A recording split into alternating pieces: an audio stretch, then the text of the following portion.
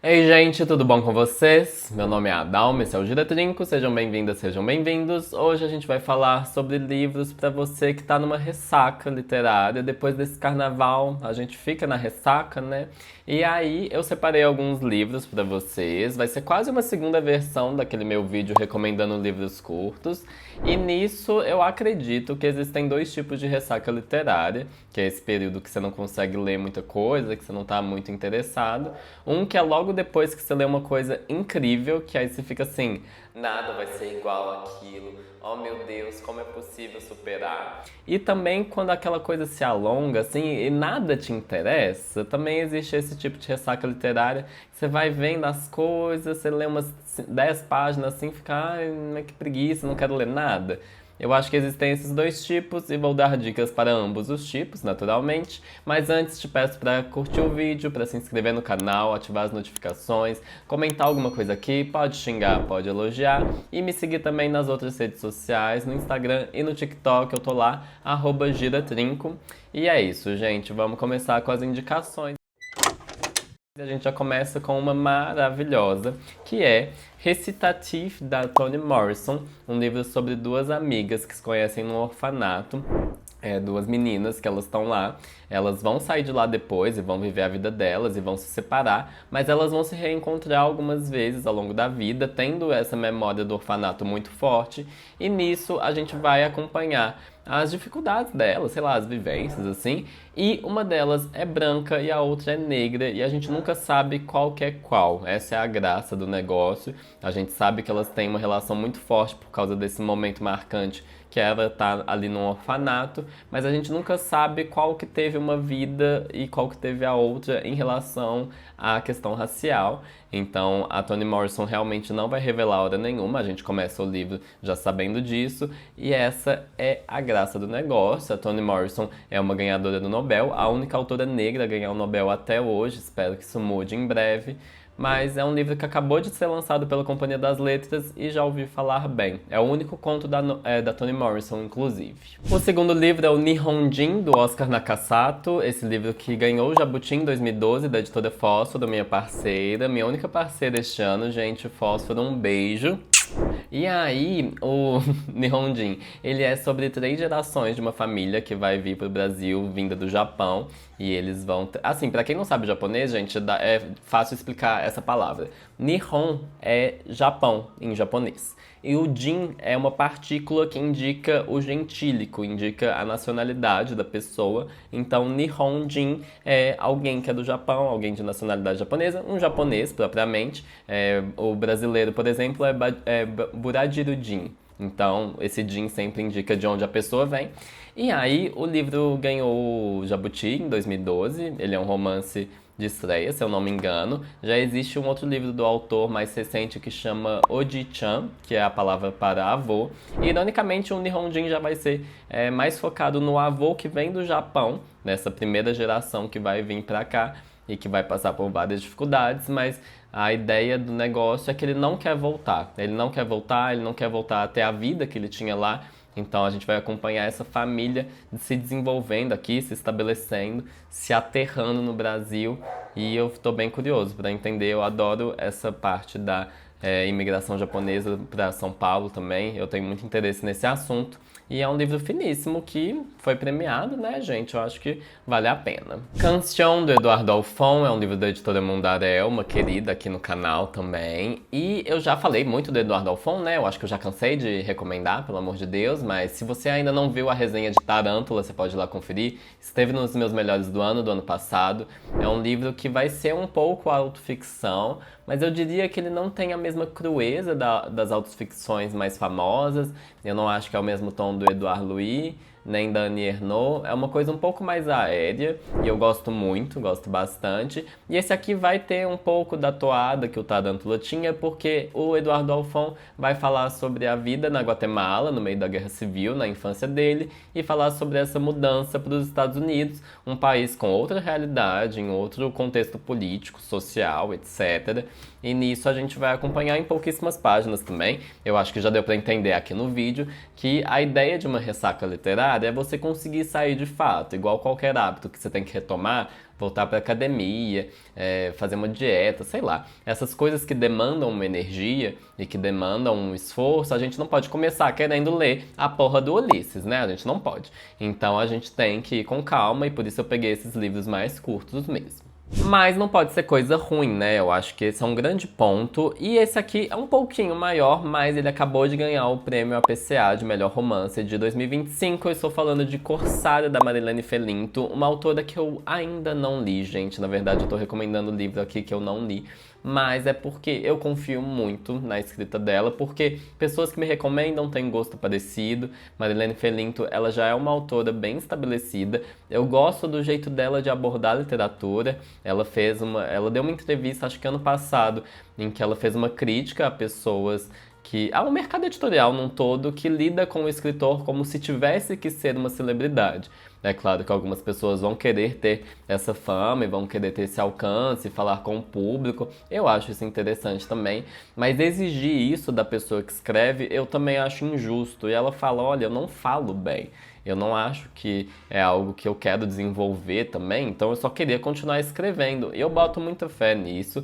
Em Corsária, a história é de uma mulher que ela tá vivendo nos Estados Unidos e aí ela vai descobrir, assim, eu não sei exatamente como ela descobre, mas ela vai ter ali uma noção de que possivelmente os pais viveram uma exploração no Brasil, no interior do Nordeste, não se fala qual estado na sinopse, mas ela vai voltar para o Brasil para investigar isso. Ela vai atrás de testes de hereditariedade, ela vai atrás de pesquisas de arquivos, ela realmente vai investigar aquilo. Não vai ser exatamente muito fácil, vai ser uma região com os conflitos de interesse em relação a essa investigação, ainda mais vindo alguém de fora, né? E nisso, essa exploração que a mãe e o pai devem ter sofrido, parece uma coisa relacionada à posse de terra, a trabalho análogo à escravidão, enfim. Eu não sei exatamente o que acontece, mas tenho muita esperança. Também da Fósforo desse livro, né? Mais um da parceira aqui. E é isso. A Marilene já ganhou o Jabuti há muitos anos atrás, com o romance de estreia dela. Acho que isso foi na década de 80. Então ela está há muito tempo produzindo literatura de qualidade. Já faz 40 anos, então acho que dá pra confiar. Mas se você quiser um romance mais besta, uma coisa bem mais tranquila de ler, não exatamente Água com Açúcar, porque a ideia disso aqui é muito legal, mas eu estou falando de Margot está em Apuros, da Ruth Thorpe. É um livro que vai virar uma série agora na Apple TV, eu não sei, alguma coisa assim. É uma série que vai ter a Elle Fanning, a Nicole Kidman, a Michelle Pfeiffer, uma série com umas atrizes bem boas, e que é sobre a Margot, que ela vai engravidar de um professor universitário. Não sei se é um professor dela mesmo ou de uma universidade aí, mas enfim. Ela vai engravidar, vai ficar meio em dúvida se vai ter ou não a criança. As amigas dela não vão ficar a favor dela. Não sei que amigas são essas que largam nesse momento, mas ela vai ser largada. E nisso ela vai decidir. Escuta só. Ela vai decidir fazer um OnlyFans para ser sommelier de avaliadora de E aí, é assim que ela vai se sustentar para lidar com essa gravidez, para criar essa criança, se ela for manter. É essa a ideia. Eu achei uma ideia muito doida. Achei muito doido que isso aqui foi publicado pela Rocco, assim, uma coisa meio adolescente. Eu não entendi muito bem, mas achei interessante. Parece que tem uma discussão, uma crítica social ali, né? Achei interessante ir para esse lado em que isso é um pouco mais escancarado, que existem pessoas que vivem disso e que realmente é um caminho. Achei legal e tô animado porque esse livro a gente escolheu, eu e minhas amigas, para o clube do livro que a gente tem, então acho que vai ser bem divertido. Espero que seja. E falando de Clube do Livro, também vou falar do meu, que vai acontecer dia 5 de março, o próximo encontro, online, todo mundo do Brasil e do mundo pode ver, pode participar, né, na verdade. E o próximo livro vai ser o Feito Bestas, da Violaine Berrot, também da editora Mundarel. Esse livro aqui eu ouvi falar muito bem, ainda não li ele, porque eu vou ler logo antes do clube, assim, 2 dias antes, porque olha a finura do livro, tem umas 100 páginas. E já ouvi falar muito bem dessa mistura de investigação policial e contos de fadas que se passa ali nos Pirineus franceses. Um livro que vai ser uma ideia de falar sobre os preconceitos de uma pequena vila, porque acontece um incidente envolvendo uma menininha e um cara que é tipo um jovem, assim, que ele vai ser um pouco estranho, ele vai ser um pouco peculiar. Ele foi criado só pela mãe, ele vai ser meio mudo, parece. Eu não sei se surdo-mudo, não sei exatamente se ele tem alguma deficiência. Ele vai ter algum diálogo particular com animais. Eu não sei também como que ele se comunica com os animais, mas ele vai ser uma pessoa dissidente ali no meio, e nisso a gente vai acompanhar o que aconteceu com ele, essa menininha, se era só uma amizade, se aconteceu alguma coisa de fato. E nisso a gente vai acompanhando os relatos, as declarações ali para a polícia desse vilarejo, dos moradores desse vilarejo. Eu não sei como que acaba essa investigação, mas é isso que a gente vai acompanhar. E por último, na verdade, o que eu seguiria de dica de ressaca literária é o que eu vou indicar agora, porque eu gosto muito de quadrinhos para você conseguir voltar a ler. Eu acho que é um tipo de leitura que, obviamente, vai estar acompanhada por imagens, né? Eu acho que livros com figuras são mais fáceis de ler. E quadrinhos, eu acredito que o texto também já é mais rápido. Não, depende do quadrinho, obviamente. Mas no geral são frases mais rápidas e a gente volta no ritmo. A gente sente que a gente está conseguindo progredir no livro com muito mais facilidade. E eu trouxe aqui um mangá de uma coisa que não é exatamente o gosto de todo mundo. Eu gosto de ler terror. E eu gosto muito de terror japonês, particularmente. Então, o mangá que eu vou indicar se chama Uzumaki, do Junji Ito, o mestre do terror japonês. Esse livro que vai falar, esse mangá, sobre a Kirie, uma garota que vai morar numa cidade pequena.